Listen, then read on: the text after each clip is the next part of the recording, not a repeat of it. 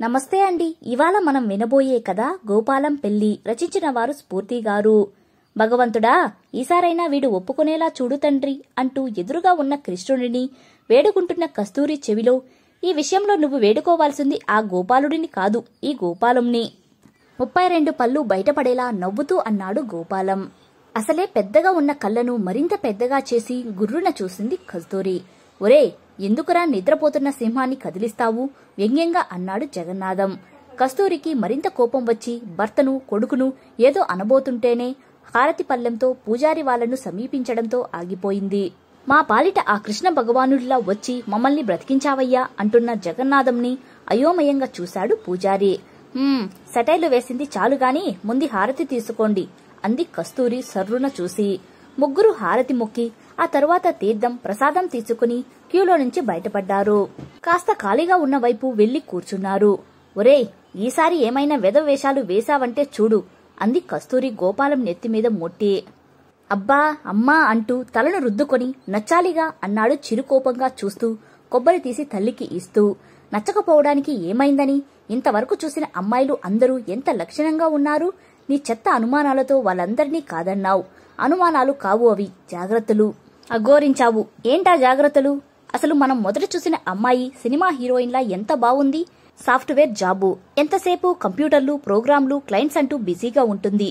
పైగా పాస్ట్ కూడా ఉంటారు అంటూ ఆ అమ్మాయిని కాదన్నావు.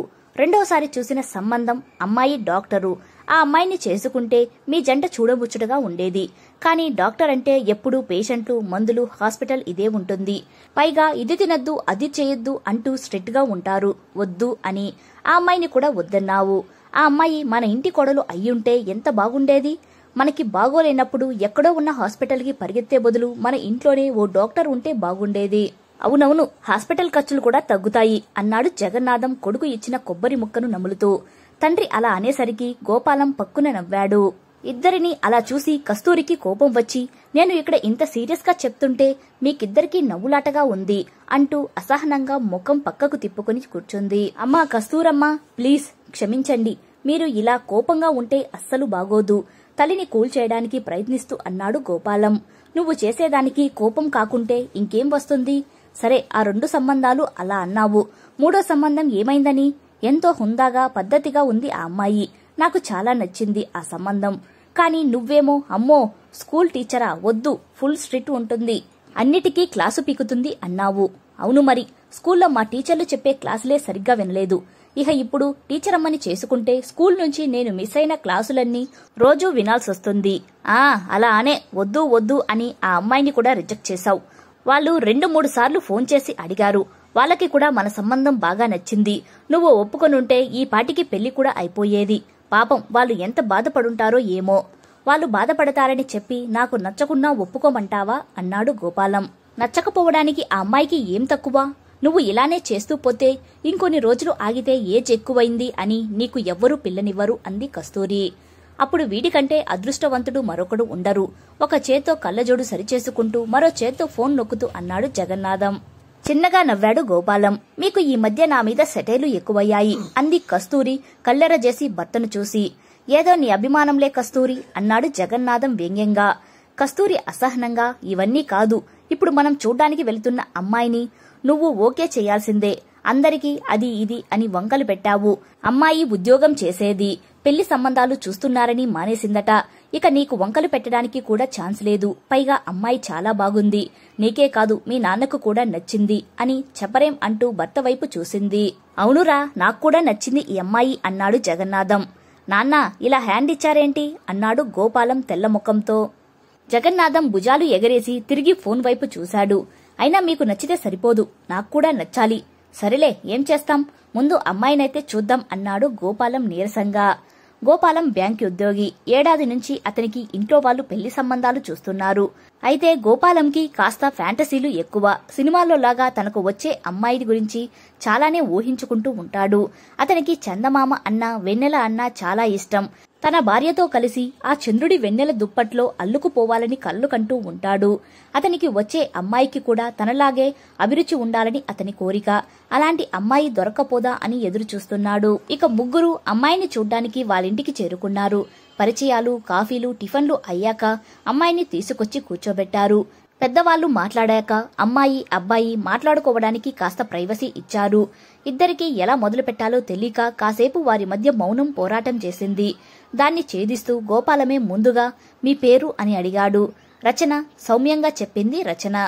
ఓ నైస్ నేమ్ అంటూ ఇలా కొన్ని పొడి పొడి మాటలు మాట్లాడుకున్నాక మీ అభిరుచులు తెలుసుకోవచ్చా అన్నాడు గోపాలం. రచన హా, నాకు పుస్తకాలు చదవడం, రాయడం అంటే చాలా ఇష్టం అంది. రాయడమా? అంటే ఏం రాస్తారు? కథలు, నవలలు. ఓ వావ్, ఇంట్రెస్టింగ్. అయితే మీరు రైటర్ అన్నమాట. ఈ మధ్య మొదలు పెట్టానండి, సిగ్గుల మొగ్గై చెప్పింది రచన. గోపాలం హో అని, తను రైటరా? వావ్, రైటర్ అంటే ఎంత మంచి టేస్ట్ ఉంటుంది. అలా ఊహాలోకానికి తీసుకెళ్లి మైమరిపించేస్తారు, మరో లోకానికి తీసుకెళ్లి విహరింపజేస్తారు. ఏమో, నేను వెతికే అమ్మాయి తనే అయ్యుండొచ్చుగా అనుకున్నాడు మనసులో. ఇక ఆలస్యం చెయ్యకుండా వెంటనే తల్లికి, తండ్రికి తనకు అమ్మాయి నచ్చిందని చెప్పాడు. రచనకు కూడా గోపాలం నచ్చడంతో అంతా సంతోషించారు. మంగళ వాయిద్యాలు, పెద్దల ఆశీర్వాదాలతో ఘనంగా జరిగింది గోపాలం, రచనల పెళ్లి. ఆ రోజు ఇద్దరికీ మొదటి రాత్రి. మల్లెల గుబాలింపుతో నిండి ఉన్న ఆ గదిలోకి బాల్కనీలోంచి పొడుచుకు వస్తున్న వెన్నెల కిరణాలు ఆ గదికి మరింత అందాన్ని ఇచ్చింది. వెన్నెల వెలుగులో నిలబడి రచనను తలుచుకుంటూ కళ్ళ లోకంలో విహరిస్తూ ఆమె కోసం ఎక్సైటింగ్ గా ఎదురు చూస్తున్నాడు గోపాలం.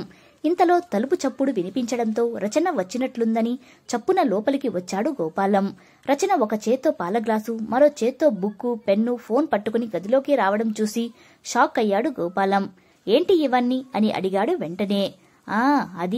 ఇది నేను కథలు రాసుకునే పుస్తకమండి. ఇది లేకుండా నేను ఎక్కడికి వెళ్లను అంది. ఓ సరే, అటివ్వు, ఇక్కడ టేబుల్పై పెడతాను. పర్లేదు, నేను పెట్టేస్తాను అని చెప్పి రచన తన చేతిలో ఉన్న బుక్కు, పెన్ను, ఫోను అక్కడే ఉన్న టేబుల్పై పెట్టి మరో చేతిలో ఉన్న పాల గ్లాసుని గోపాలంకి అందించింది. ఇద్దరూ చెరో సగం తాగారు. వెన్నెల వెలుగులు, మల్లెల గుబాలింపు. గోపాలం ఇక ఆగలేకపోయాడు. రచనని అమాంతం అత్తుకుపోతుండగా ఒక్క నిమిషం అంది రచన హఠాత్తుగా. సినిమాల్లో పెళ్లి సీన్లలో తాళి కట్టేటప్పుడు మధ్యలో ఎవరో వచ్చి ఆపండి అన్నట్లుగా. ఏమైంది? కంగారుగా అడిగాడు గోపాలం. ఏం లేదు, నేను రాస్తున్న సీరియల్లో రీడర్స్ కి ఏం ట్విస్ట్ ఇస్తే బాగుంటుందా అని పొద్దున్నుంచి ఆలోచిస్తుంటే ఇప్పుడు వచ్చింది ఐడియా. మళ్ళీ ఫ్లో పోతుంది. నేను ఇప్పుడే వస్తాను అంటూ చకచకా లేచి వెళ్లి టేబుల్పై ఉన్న తన పుస్తకం తెరిచి కూర్చోలో కూర్చొని రాయడం మొదలుపెట్టింది రచన. గోపాలం బిత్తరపోయి చూస్తూ ఉండిపోయాడు. అలా కొద్దిసేపు గడిచింది. రచన తన రచనను కొనసాగిస్తూ నిమగ్నమైపోయింది. గోపాలం ఎదురు చూసి చూసి మూతలు పడుతున్న కళ్ళను అదుపు చేయలేక నిద్రలోకి జారుకున్నాడు. ఇలానే వారం గడిచింది. గోపాలంకి ఓపిక నశించింది. ఇలా కాదు, ఈ రోజు ఎలాగైనా సరే రచనను రాయనివ్వకూడదు అనుకుని రచన గదిలోకి రాకముందే తన పుస్తకం, పెన్ను దాచేశాడు గోపాలం. రచన రోజులాగే గదిలోకి వచ్చింది. గోపాలం ప్రశాంతంగా ఊపిరి పీల్చుకుని రచనతో అవి ఇవి కబుర్లు చెప్పడం మొదలుపెట్టాడు.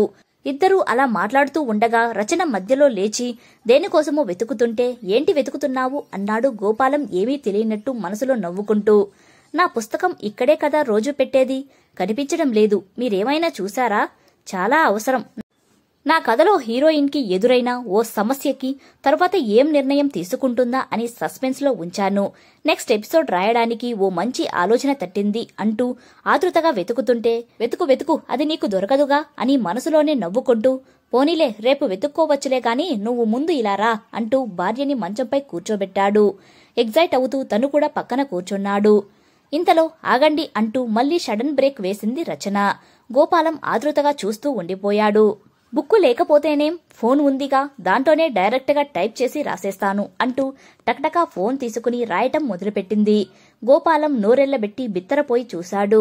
రైటర్ అంటే కళ్ళ లోకంలో విహరింపజేస్తుంది అనుకున్నా, అది నిజమే అనుకుంటా అని మనసులో అనుకుని అసహనంగా బాల్కనీలోకి వెళ్లి చిరాకుగా అటూ ఇటూ తిరుగుతూ ఉన్నాడు.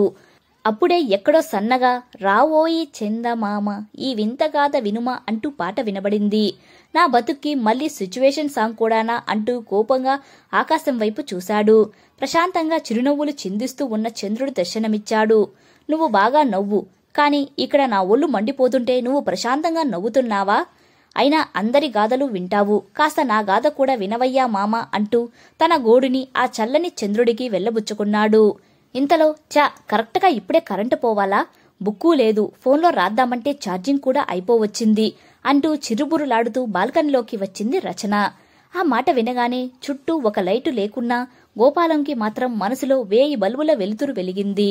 ఉప్పొంగొస్తున్న ఆనందంతో ఉక్కిరిబిక్కిరి అయిపోయి చంద్రుడి వంక చూశాడు. చంద్రుడు మరింత అందంగా నవ్వుతూ అల్లరిగా కన్ను గీటినట్లు అనిపించింది గోపాలంకి. ఆలస్యం చేస్తే మళ్లీ తన భార్యకు ఎక్కడ ఏ కొత్త ఆలోచన వస్తుందో అని క్షణం ఆలస్యం చెయ్యకుండా ఇక రచనని అల్లుకుపోయి ఆ వెన్నెల రేయిని ఓ అందమైన అనుభూతిగా మార్చుకున్నాడు గోపాలం. కథ సమాప్తం. కథ నచ్చితే లైక్ చేయండి. ఇలాంటి మరిన్ని వీడియోస్ కోసం మన ఛానల్ని సబ్స్క్రైబ్ చేసుకోండి. మరో మంచి కథతో మళ్ళీ కలుద్దాం. Thank you.